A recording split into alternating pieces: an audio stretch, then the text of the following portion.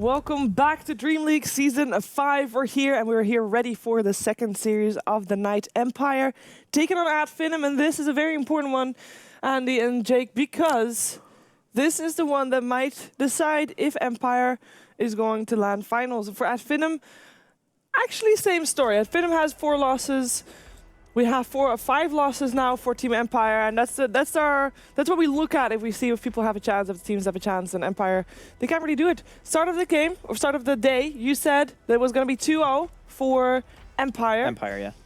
It was Matt who said it was going to be 2-0 for Finem. What do you say, Jake? Huh? What? Okay, let's go into the draft. All right. Because it's already on the way. We've done it. We've done it, guys. Because I mean, last few games were fairly on the long side. So Yeah, they were. especially the first one that was, of course. But yeah, we are in the draft, and I will tell you that it was an IO first ban for Team Empire together with a Nature's Prophet, with the Void and the Earth Spirit banned out by Finem on the Radiant side. Oh, what? Huh. Okay. Bounty opening. Now these guys got a Interesting. plan, dude. These guys. Yeah, you have to have a plan if you first pick Bounty, because usually he's...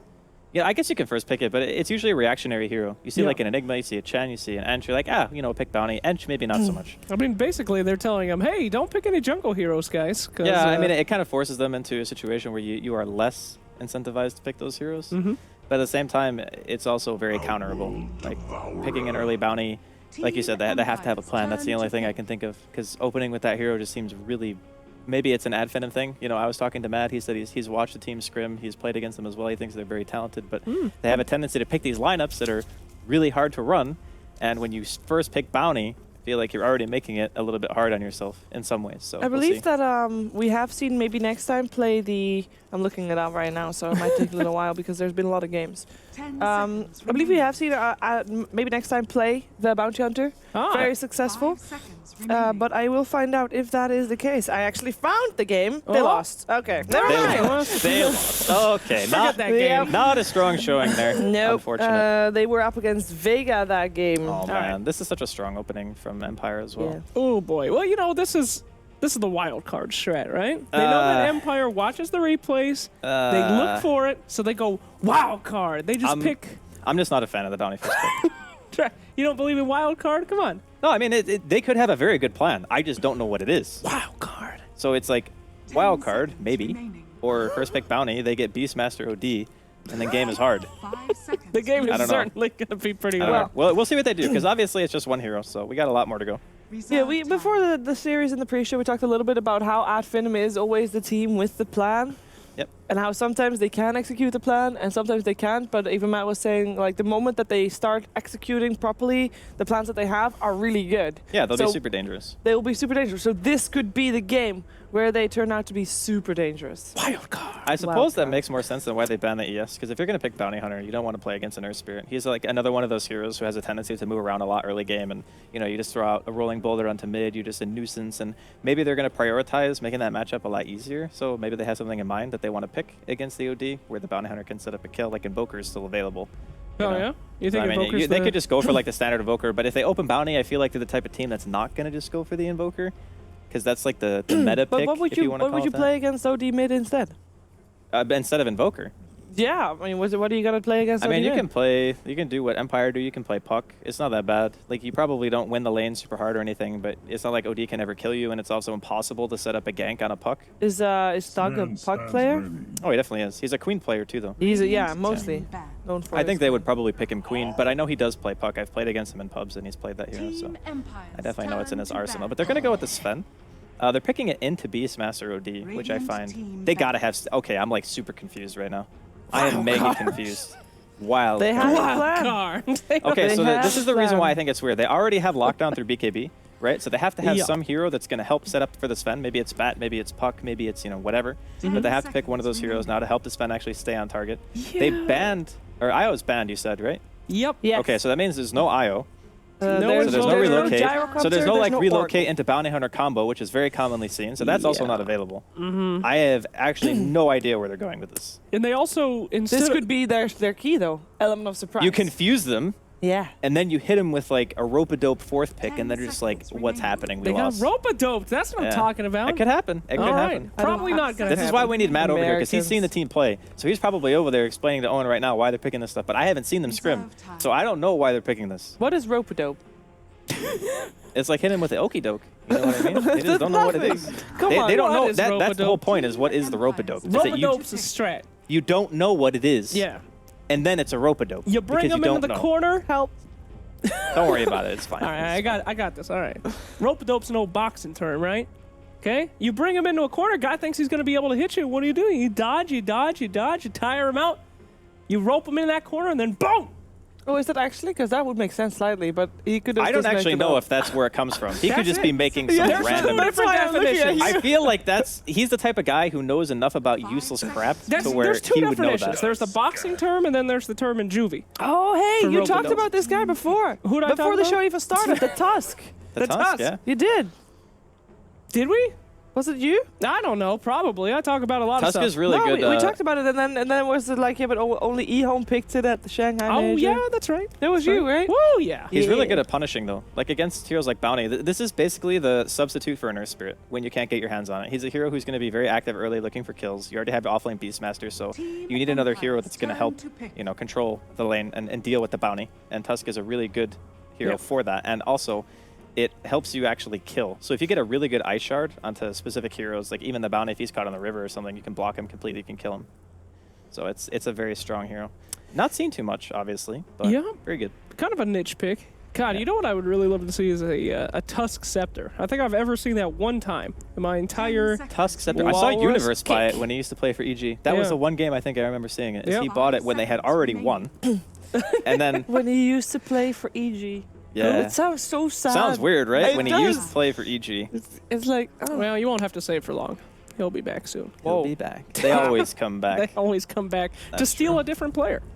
So there you go. All right, anyway, we should move on. Bane picked up here. Bane is... Okay, so both of their supports are really good against Bounty. And I think the whole purpose of the Bounty was to help try to win mid, because that's typically what the hero's for, right? Or you win A lane with it. You know, you go there, you punch him, you maybe set up a kill or two, and you just pressure. But Bane and Tusk are really hard for Bounty Hunter to pressure. Like, really, really hard. Bane maybe even more so than the Tusk. Because if you start hitting him, he hits you back, and then you get brain sapped, and then you're like, oh, well, I actually just don't do anything now. So I think the Bounty is going to kind of struggle early game, personally. Like I said, though, Mad knows way more about this than I do. He's seen the team. Okay, so maybe he sees this draft and he knows exactly what's going to happen. I'm putting a lot of pressure on him. I'm sure he'll pull through, though. He's going to analyze this to perfection. He's gonna do great. I'm absolutely like in sure. the first 5 minutes, Owen's not going to say anything, and it's just like going to let Matt explain. My head's actually going to explode from the what knowledge. this is going to go for. Jesus. I think I just saw him playing Smash outside, so that's probably not good. He just hasn't watched any of it. He's like, oh. He's like, what are they doing? And then I would look very silly. All right. So if Bounty Hunter doesn't have a good early game, what does he do? You soak a lane. Like, say you get this Death Prophet level 6 and you start pushing, you use Warcry, you have Rooted Restoration, they got some good sustain, they got good 5-men. You just give Bounty the lane until he hits 6, so he might go off lane depending on what they pick. They could actually decide to just say, we're not going to roam Bounty and put him in the off lane. Because I feel like that might almost be better than picking an actual off lane hero, because I feel like it's going to be so hard for him to do anything that he might get more out of just literally sitting in a lane and doing nothing else. But we'll see. I doubt that's the case, but it could happen. And then once he gets tracked, strategy. yeah, once you get tracked, you actually just run at them. Okay. Like you have Warcry movement speed, you have Bounty Hunter movement speed. It makes it very easy for you to stay in Soul Siphon range or Spirit Siphon, whatever the heck it's called. Yep. And you just run at people and you spook them. That's what you do. So who are we looking at here for Team Empire? I mean, it really seems like they need a very good lockdown, yeah? Well, let's see. They already have Beast and Bane, so they have their BKB lockdown pretty much. Okay. And Tusk Punch also goes through BKB. So I really think this Fen is going to have an absolute nightmare of a time staying on anyone. I feel like they need maybe a more single target to help kill the Sven and the Death Prophet, because they have a ton of lockdown, but their single target is The Spectre got removed. Which core would you think for Empire? Maybe an Ursa? Be a bear. Yeah? Maybe a bear. Very high burst thought- damage. Great against Death Prophet. Yeah, very good. You go in, you pop in Rage, you just bam, punch him. You want to get rid of that spook. And you have Fiend's Grip lockdown, and you have Roar. Actually, and there are Nightmare no... is not bad either. Yeah. You can just clap and get the... Yeah. There's no saves on the side of Ad Finem. Yet. So Do they go back and put the bounty off lane and pick like Avenge or something? I don't know, man. It really feels... I feel like Empire just outdrafted them super hard this game. Oh my god. 10 seconds. This is an Omni game, dude. Is it an Omni game? This is an Omni game, bro. 5 Oh seconds. This is it. remaining. Please. Purification to get rid of the Ursa. You can repel to take off the It doesn't get nightmares. rid of the Ursa. You It don't gets rid. purify and the bear just disappears. Yeah. He's still there with Enrage on it, Bears like are 95% scared. health going, bro, I'm a bear. They don't like the light. They don't like the Lord. They don't Okay. like the omniscience. Bear. Maybe bear a Abaddon. Maybe a Abaddon, but not Omni. Hey, you Absolutely can Omni. have an invisible bounty hunter next to a target and heal that guy. Boom, dude. Boom. All right. The They could invincible actually, they spooks. could go for like a DS. They could go for like a DS bounty lane and then just Ion Show the bounty. Darkseer is and- banned. He's banned? Yes. I wish I Dark- had my glasses. Darkseer sorry. and Bad Rider are banned. I just thought about it and I was like, oh, that would actually be really good. And then I can't actually see the screen. So. Which offlaners would there be left 10 though? seconds remaining. They Um, Night oh, Stalker. Okay. Damn it. Damn it. A little Damn bit of a it. different approach. It's really good though, because he's one of those heroes that's so mobile in the fights that you can throw out silences. You can interrupt the Fiend's Grip really easy with Night Stalker, right? You just run around, do your thing. It's like, okay, his Fiend's Gripping, boop, hit him with a Void, hit him with a True. silence. You can put the silence onto Ursa as well. 5 seconds, he can't enrage, can't really deal any damage. I think it's probably one of the better picks they could have gone for since DS was banned. But or who's Stat going to was banned. win? Oh, Empire gonna win. I Oh, think. Empire I think gonna their draft I think is way better, in my opinion. Empire's absolutely going to win. But But I'm up for the wild card, dude. I'm going in on team, whatever their name is. Ad Finem. Wow. Ad Come Finem. on, dude. I'm You're just kidding. I invested. know Come their on, team is dude. Ad Finem.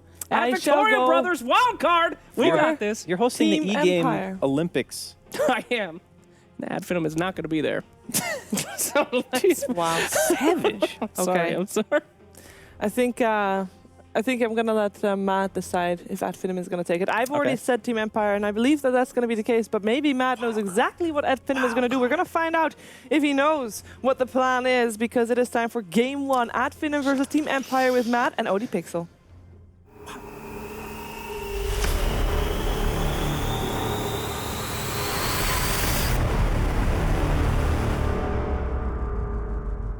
And indeed, a very warm welcome to you, ladies and gentlemen. We're here for the second series of the day, and Matt's shaking his head there to That's some of the panelists' comments. Way or too much pressure, man. too much I pressure. don't think I can handle that. You'll be fine, Matt. We've got it here. And Ad Finem versus Empire, indeed, the two teams meeting now, and this is game one. And Matt, yeah, well, do your stuff. Tell us what's going on here between the two sides. There's gonna be, I mean, they want to secure lanes at Finem for sure.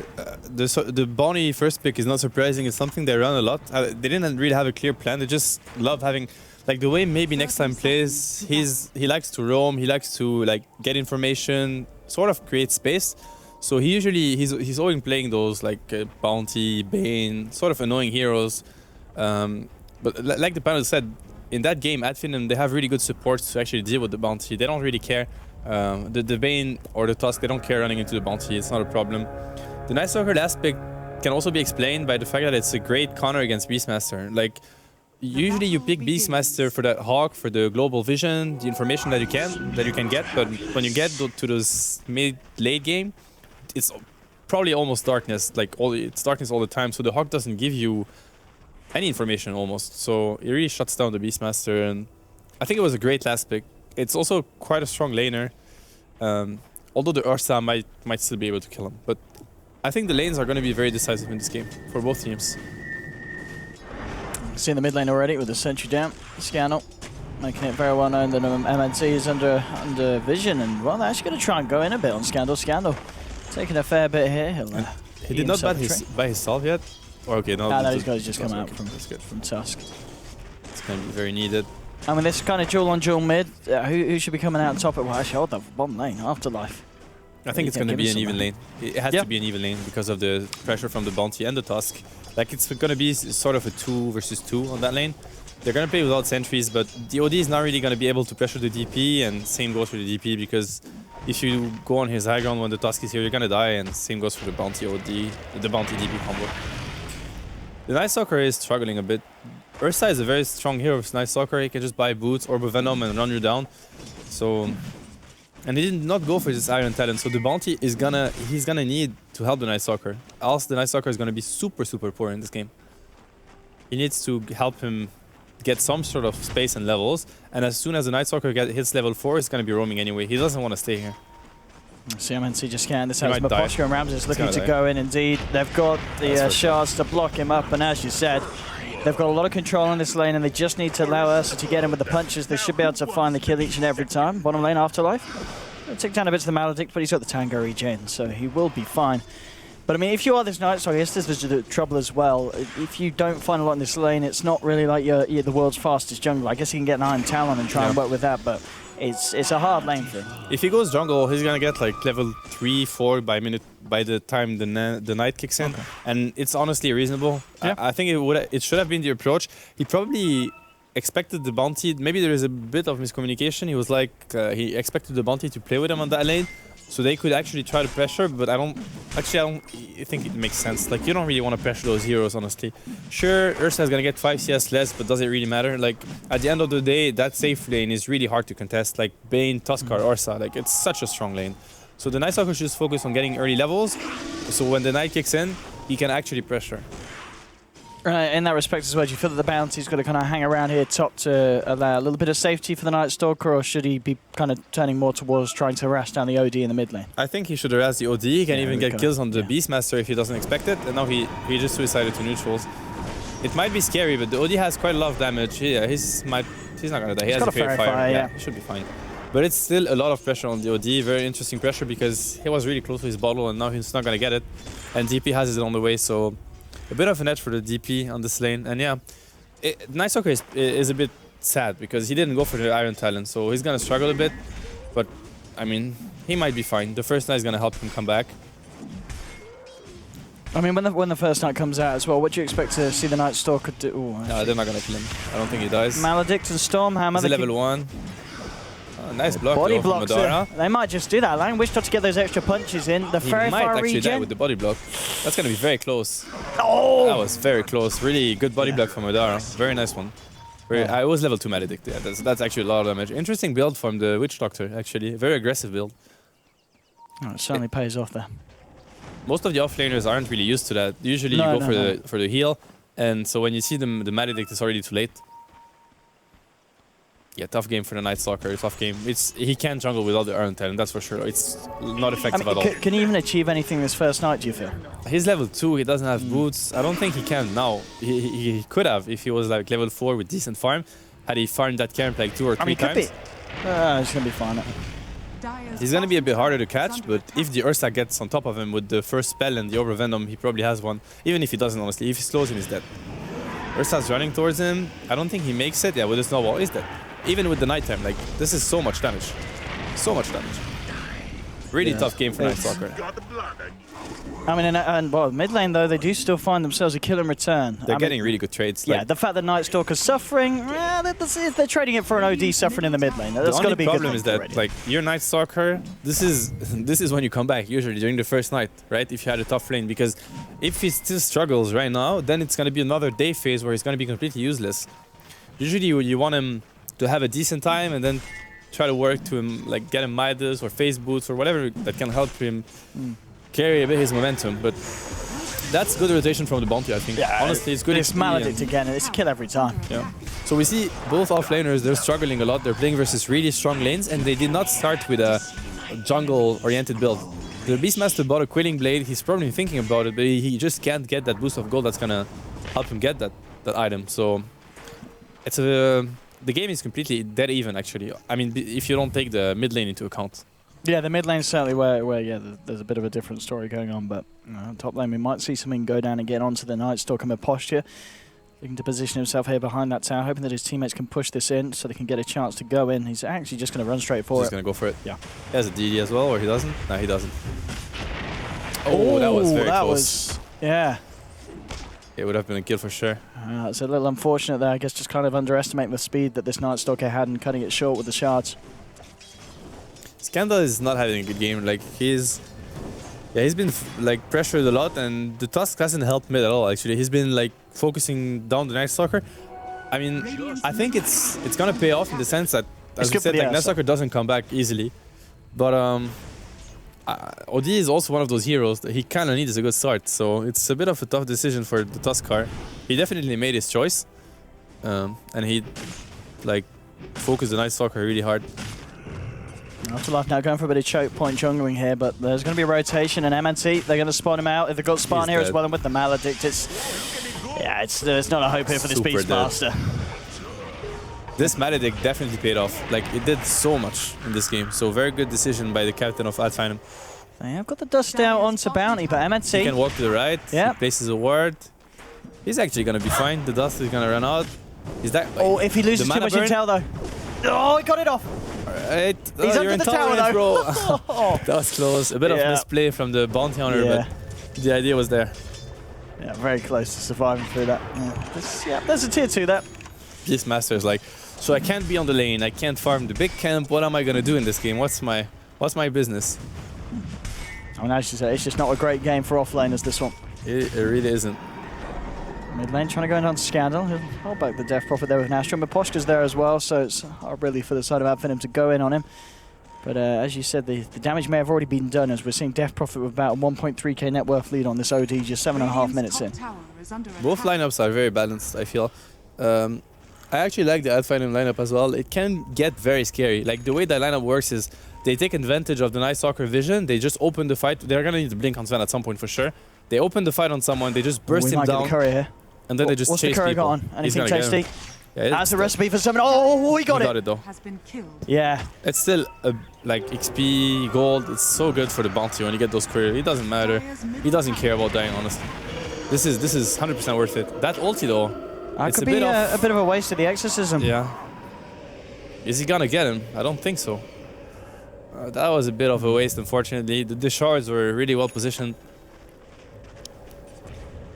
Yeah, I mean, it's still the fact that this Ursa has got that Mask of Madness, the killing potential is very, very high for Ramses. We've seen already, he's got the teammates to set it up. And pretty much everyone, especially when the Beastmaster hits 6, you've got your Roar, your Astrals, your Shards, your Nightmares, everything to allow you to close the gap in top lane. Snowball stun, it's going to connect, and the Shard block's there. In comes Ramses. Good damage. Actually going to back off there. He's going to play it safe because Spartan comes in, and Spartan with the Death Orb will actually punish the Tusk. Spartan with the plays, making sure that his team does well. And this is the type of like action that Night Stalker really needs at this stage. Like, it's good XP, good boost of gold, and it's during daytime, so it's like better than what it like. That's the best situation for him to try to come back in this game because he's having a really tough game. The next big objective for Empire is going to be the Roche. Scan up. That one. Cask into the attack from Bounty, and he's gone. I mean, we're seeing just time and time again. They this could go on the Tusker as well. He doesn't have a Siphon though. Oh, Nightmare's going to be toggled off. Doug. He has got this DD though, and that's more than enough. I mean, this is getting out of control actually. It really feels like on the side of Finem, just this Spartan and Bounty Copper. This, you know, it's doing so much work. This Bounty Witch Doctor, every lane, it's getting kills every time with the Maledict and the Bounty surprise attack. And that's only because they shut down that Beastmaster so much that they can afford roaming around, and this Sven just doesn't care. He can bully the Beastmaster by himself because he's so fat that the Beastmaster can't really hit. He just runs at the summons, kills them. He greeds in the jungle, so Sven is having the best time of his life. Treads Helm 10 minutes in with 1k on top. Exactly, and the supports are roaming at the same time and doing a lot of work. So Finem is playing that very smart. If it wasn't for the Night Stalker dying a bit too much, I'd say, on the off lane, that's like the dream laning phase for them. Because this isn't when they start greeding. Like, the way they're going to play right now is just going to get information with the bounty. The Witch Doctor and the DP are going to slowly farm, just be ready to like counter initiate, or you can't really dive this lineup. It's so scary to dive against Track, DP ultimate, and then the Sven's just gonna farm. They don't really want to fight yet. The Sven needs to get at least 1 or 2 items, let's say SNY, Blink, and then he's gonna be ready to fight. It's a bit too early for now. This is the phase where Sven just wants to greed. Yeah. I mean, and it really is the fact that you look at those net worths, and it's the top 3 farming, and there's 2 on the side of Finem, 4.9, 4.8, 4.7, and then a huge drop off of 2k down to that OD. And it's not a good Ursa game. I don't think it's such a good Ursa game. They have very mobile heroes. They have the Sven Surge spell, the Track, like the movement speed boost with the Track, the DP that's naturally fast. It's Night Stalker. It's not easy to catch those heroes. They do have good disables in Bane, Tusk, and Beastmaster, but I mean, Ursa's gonna lack vision. It's really not an easy game for Ursa. He needs Aegis, he needs to snowball. We're going to see if they can make something happen in the mid lane. They've got their eyes onto Scandal again. I mean, poor Scandal. He's going to know they have a ward. Like, they're just diving all the time carelessly. So it means that they know they can actually do this. So, I mean, I'm pretty sure Empire is aware that they have a ward behind the tower. Oh, Miposhka, you cannot hang around here. And it's track kills as well at this point. And you might wonder why he reacted so late. It's because it's darkness. Like if you look at the timer, you see that blue thing. It means that the vision is really reduced. They don't see anything pretty much. Can they try to? Honestly, if they could secure themselves the Roche at Finem on the back of a good fight or a good pick-off, it would be huge. It would be game-winning, I think. Yeah, taking that away from the with the DP ulti, yeah. Because when you run that kind of lineup, if you're Empire, you are relying on getting that Aegis. You really are. Really are. And we'll see, just taking these towers as well, securing this area around the Roche pit, it's kind of just leading to exactly that for Finem. This is the second night. They're trying to get the tower. They have the DP ulti. I think that fight is pretty hard. That fight is hard, though. V-script onto Skylar. Ramses comes in, trying to work his way through. Skylar think they're winning this fight. take the kill here, but as you said, Death Ward and X is in, forcing Empire back. They're being tracked up. The chase down is there. They've managed to find themselves the kill ultimate posture. Storm Hammer onto Scanner. It's a second kill. And it's 2 track kills as well. Tower to go. And as you said, with the third one dropping, you can't hold. They're so tanky. Finem. Like they have so much movement speed, so much armor with this fan, the cask. It's such a hard fight to take. It's so hard.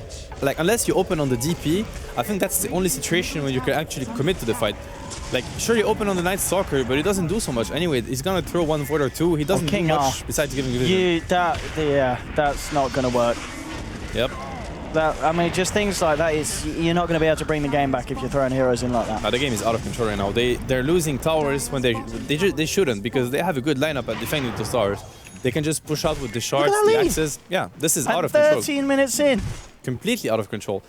Because this is the very moment in the game where Empire should be playing slow and smart. More ancients. Get a pick off, get the Roche, and like start snowballing slowly, like bit by bit. But this is not like this, would say FNG, not like this. I mean, yeah, look at you see at the moment, the Sven, he's pretty much got the same net worth as the Urs and the OD put together. It's very close. I mean, he had a dream game. He kept on farming, stacking ancients, farming them. If this Roche fight goes bad for Empire as well, that could be the nail in the coffin. Yeah, definitely.